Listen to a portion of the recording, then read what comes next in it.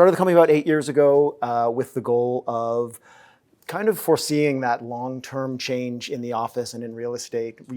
There is this inevitability to some of the change that has come around really quickly in the last couple of years, but it isn't necessarily a surprise, or shouldn't be necessarily a surprise, right? We've been kind of inexorably marching down this pathway of more and more compression into the office and trying to make more and more efficient use of the space we've got. And we were sort of looking at that progression and going, okay, well, if we're really going to do this and if this is really going to accelerate, we better figure out a way that people can get objective about the decisions they're going to make through this transition period. And that's kind of what InnerSpace set out to do. So, we are this sensor-free space utilization data platform that goes beyond just the sort of the simple and the obvious of how many people are there. We focus on the large enterprise customers, and our hope is to help them get more value out of two of the most expensive things they pay for, which are their real estate and their people, right? So prior to the pandemic, really, there were people thinking about this at a high level, right? But they weren't thinking about, it was only the really most forward-thinking companies that were starting to toy with the idea of how do we get objective, how do we get data about what's going on so that we can make informed decisions, right? But then, the pandemic comes around and it became clear pretty quickly that what was formerly looked at as a must-have, office was a must-have, right? What was formerly looked at as a must-have suddenly became like, oh, maybe it's not a must-have, and then pretty quickly a nice-to-have, right? So it became clear to everybody that what we thought was this essential role for the workplace and business operations wasn't really there, right? And so the idea of dramatically changing the model for the workplace and capitalizing on a massive opportunity to be able to reduce real estate costs and hopefully do so in a way that doesn't negatively impact productivity and improves people's happiness at work and can be support sustainable initiatives. The idea of being able to capitalize on that became known as hybrid. Everyone's talking about hybrid, right? And hybrid is a super catchy name, but it's actually a whole lot easier said than done, right? And that's kind of why we're here, because we kind of know where we want to get to and nobody really knows how we're going to get there. And we only sort of know where we're going to get to, right? So data, from our perspective, is sort of the key, right? And it turns out that getting the data that we really need, the data that can actually help us make informed decisions about the workplace is hard. Harder still, in fact, is understanding what to do with that data. Right, so you can get all these streams of data, and then what do you do with knowing that peak occupancy is at 12 o'clock? Right, what decision can you make? Right, so it's hard to get the data, even harder to use the data in a way that can make a tangible and measurable impact on important things like sustainability, right, like employee experience or productivity or ultimately operating costs. So that's kind of what we attempt to do at InnerSpace. Take these hard things and make them just a little bit easier for our customers, right? How can we make it easier for them to collect the right kind of data, right? And not just the obvious and easier to collect data. And more importantly, how can we help those customers understand what to do with that data, how to use it in a quantifiably effective way, right? To affect important business outcomes. So that's kind of today what I'm going to talk about, right? I'll talk today about what at least our opinion is on what the right kind of data is and the best way to get at it that we know of. But I kind of really want to focus on the second part. Like what do we do? How do we apply the data that we get to achieve the kind of outcomes we want with respect to sustainability, with respect to employee productivity and experience, and ultimately lower operating costs? So what is the right kind of data, and how do you get it? I think the first thing that I try to help everybody recognize is that answering the question of how many people are in a space is an important piece of the puzzle, but it doesn't tell you enough about the how and the why people are in that space and how and why they are using that space to be valuable enough to base really huge decisions on. It's an important piece, but it's not everything. So we have a customer who was using certain people counting techniques. They were looking at badge data in order to evaluate the success of this RTO policy that they'd put in place, right? And they thought everything was amazing. They were right on target with how quickly the employees were returning to the office. The daily numbers were right where they wanted them to be. And so they felt they were doing the right things, right? And they were looking to do other stuff with us, but we ultimately were able to kind of demonstrate to them that the majority of the people they were counting on a daily basis were coming in between, say, 11 and 1. They were staying on site for an average of about 65 minutes. And the vast majority of their time was spent on the 3rd floor in a cafe where the company happened to offer free lunch, right? So make of that what you will, right? But it's pretty clear that there wasn't enough information in the stream of data that they were looking at to get the insight that they needed to recognize whether or not they were doing the right things, right? So it's in the knowing of the who and the when and the how often and where that lets us kind of zero in on those really important issues that we need to address in order to identify the opportunities we have, right? So it's the who, the when, the how often, and whatnot that helps inform the decision-making that we need to make about things like desk ratios and things like meeting room sizes and allocations and distributions of different collaboration space types, et cetera, right? Also, not every team within a company is necessarily built the same way, right? Everybody works in a different way. Different teams have different styles of work that require different kinds of resources within the office space, right?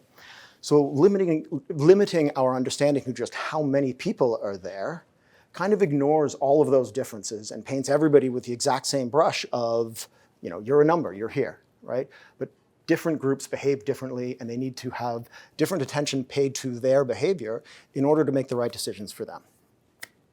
So, back to how do you get it, right? How do you get all of this additional layer of color about how your space is being used if you can't necessarily rely on occupancy sensors to be able to deliver it to you? Good news is you already have it, really. In your existing Wi-Fi infrastructure, which when used correctly, and that's kind of key here, when used correctly can deliver a much broader set of intelligence about how your space is used, which goes beyond just those sort of simple how many counts that we're familiar with, to speak to that very important who, when, how often, and where, right down at the floor level, the neighborhood level, the meeting room level, even the bank of desk level, right? And because it doesn't depend on occupancy sensors, it's really easy to scale. It's a lot lower capital cost in terms of getting sort of stood up and ready to go. And you also avoid all of that associated installation and cabling costs. So it's a much more efficient path forward and happens to deliver a much more comprehensive data set for you to make decisions on. So that's at least our perspective on the how, right? More importantly, if you get past the how and you're able to collect this really fulsome data set about how your space is used, what can you do with it, right? So I'm going to talk next a little about this real-world case study that we worked on with a large Fortune 500 client of ours. This particular company is a multinational tech company, and they just happen to operate like 20 million square feet of office space or something like this. In this particular case, they were evaluating options for being able to, they have 2 buildings across the street from each other in Dublin, Ireland. And the larger one was a 350,000 square foot building, the smaller one was 165,000. And they were evaluating options for whether or not they could close the smaller one, its lease was up for renewal. Could they do it in a way that would have a positive impact on their carbon footprint, reduce their operational cost, but importantly, not have a negative impact on productivity and employee experience in the office, right? And they were successful in all of those fronts. They reduced their real estate footprint by the 165,000 K in this particular site, and along with the associated carbon footprint that comes with any building. They saved about $1 million in annual operating expenses from the lease and the utilities and all the other associated costs. And they even estimated a productivity gain worth about $2 million annually. We'll talk more about that. All of that from one building. And this particular customer happens to operate about 600 of these buildings around the globe. So how did they do all that, right? First of all, they started with figuring out what are the questions they needed answering to, right? And there were a number of questions they needed to answer in order to get there. And the first was really, is there even enough room in this larger building to accommodate that many new employees, right? So it turns out the larger building was average, a pretty luxurious 240 some odd square feet per employee. It was well below the target that they thought they could achieve of around 170. And so adding all those employees, adding the 600 from the smaller building to the 1,500 in the larger building would put them slightly above their density targets, but it was within their comfort zone. So question one answered, right? They also needed to understand whether or not the larger building had the right mix of space types in order to support the kind of work that the teams that were previously housed in the smaller building did, right? They were accustomed to certain kinds of resources, to certain kinds of space types in order to do their job productively. Do they have the right mix in the other building in order to continue to support their work, right? So what they found when they analyzed the data is that the employees in the smaller building tend to have a higher preference for enclosed meeting spaces and individual heads-down workstations. While comparatively in the larger building, they were demonstrating a stronger preference for open neighborhoods and soft seating and open collaboration spaces, right? At the same time, they were noticing that there was an underutilization of some of these spaces in the larger building, which kind of informed some of the decisions they made. They were able to say, okay, well, these larger spaces are underutilized. We can increase the availability of smaller spaces to accommodate the incoming folks by either dividing some of these larger spaces up into multiple smaller spaces, or even combining some of these larger spaces into smaller neighborhoods where we could have more heads down, workstation type desks. Beyond that, they started looking at mobility. They reviewed mobility data through the platform in order to identify the teams that collaborated more frequently with each other, right? And so this information, combined with information about space type preference, informed the restack exercise and informed that new seating plan exercise for the larger building so that they co-located frequent collaborators and they located teams nearer to the set of space types that they used more frequently in order to reduce the amount of time spent kind of in downtime, in transit. Between doing work, you travel to do work, right? And so the closer that you can put people to the things they use most often, the more efficient they can be. So after all of this was implemented, they did a follow-up analysis in order to measure the impact of the changes to make sure, did they achieve what they wanted to do? Closing a building has a positive sustainability impact, right? That's fairly clear, at least on a per capita basis within the context of a single company. The building still exists, but understanding the impact they had on sustainability was easy to measure. What they really wanted to understand was what was the impact to productivity and what was the impact to employee experience, and were there any operational costs that they were able to save. So what did they find out? Well, one of their key objectives was, in addition to reducing overall operating costs, was to reduce their carbon footprint. So by eliminating this 165,000 square foot building, they reduced the energy consumption. I looked up some interesting equivalents in order to make this less boring. But they reduced the energy consumption equivalent to about 450 households annually. They reduced the company's water consumption by an amount equivalent to 2 Olympic-sized pools annually. They reduced the amount of waste that they as a company produced by the equivalent weight of 25 SUVs. And ultimately, the outcome of this had the environmental impact equivalent to taking 1,000 cars off the road every year. So they definitely, box one, they knew they could hit if they could figure out how to close it, but having achieved that objective would have been at a cost to the business if they couldn't have achieved the next one, right? If they couldn't do so without negatively impacting employee experience and productivity, right? And what they found was, in fact, quite the opposite. By making preferred workspace types more available to the teams that chose them, meant less wasted time in transit less wasted time looking for the right meeting spaces in order to book them, and less time actually moving to and from, right? The same benefit was seen by co-locating teams that were frequent collaborators. They spent less time in transit. And so while these minor improvements in efficiency for an individual, they don't really seem like a lot, right? We're talking about an average of a minute here and a minute and a half there, right? But it turns out when you add up all of those daily minutes on a yearly basis and you look at the entire 2,600 employees, that adds up to nearly 4,200 full person days of productivity, or 11 person years of productivity. It's not nothing when you add it all up. But perhaps even more importantly than productivity, the business is always focused on productivity, but employee experience and how much their overall sort of experience with the employer was an important metric that they wanted to assess, right? And so what they observed was an explicit change in the behavior with respect to the choice employees made to even come into the office over being remote. So with no change to the mandate to be in the office, what they saw was nearly a 17% increase in the number of times per week that employees chose to come in. And when they chose to come in, they saw a near 15% increase in the amount of time they spent in office, right? And so with no change to a mandate, that is indicative of somebody who is choosing to be in the office because the in-office experience has improved. We've made the office a better place for them to be, so they choose to come and be and do their work there.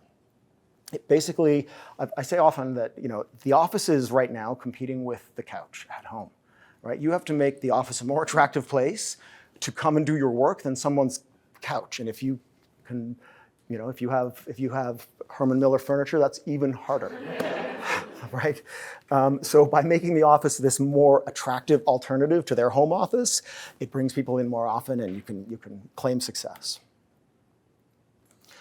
So at the beginning of this talk, I talked about the need to get the right kind of data in order to do this. And I said that occupancy and people counting really wasn't enough to do this effectively. The restack exercise that we were just talking about couldn't have achieved any of those results if it didn't have the deeper insights beyond just how many people are coming in at any given time. They needed the insights into where do people go and how long they stay and how often do they come back, what spaces do they gravitate toward, and they needed all of that insight at the team level in order to achieve all of the outcomes that they achieved, right? Are presence and occupancy data valuable? Of course they are, they just aren't sufficient to do it all. So I often will draw this analogy to personal finance planning. If most people are pretty familiar with it, right? Imagine attempting to plan your savings goals and your retirement and all of the stuff that a financial planner makes you do if the only piece of data that you gave them was your end-of-day checking account balance, right? No insight into what you spend, no insight into how much you make, no insight into your savings goals or any of the other, your debt that you carry, any of that stuff. Just at the end of the day, this is my account balance. That is analogous to trying to make really thoughtful and strategic decisions about real estate with only knowing how many people are coming in on a daily basis. So better data begets better outcomes. Okay, almost done. So for the cost of about 10 cents on every dollar that they saved, our client was able to shut down 165,000 square feet of office space that they didn't need.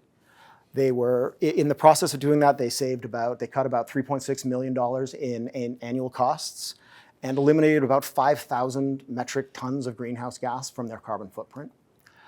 And they did all of this while improving employees' productivity and making the office a place where more employees choose to come more often and to spend more of their workday at.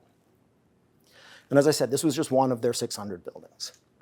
So leveraging space utilization data at scale across your organization's entire real estate footprint in order to drive sustainability outcomes while lowering operational costs and optimizing for employee experience, productivity, it's no longer a nice-to-have capability. It's now become this must-have business intelligence for the sustainable, productive, effective, efficient, cost-down future hybrid workplace.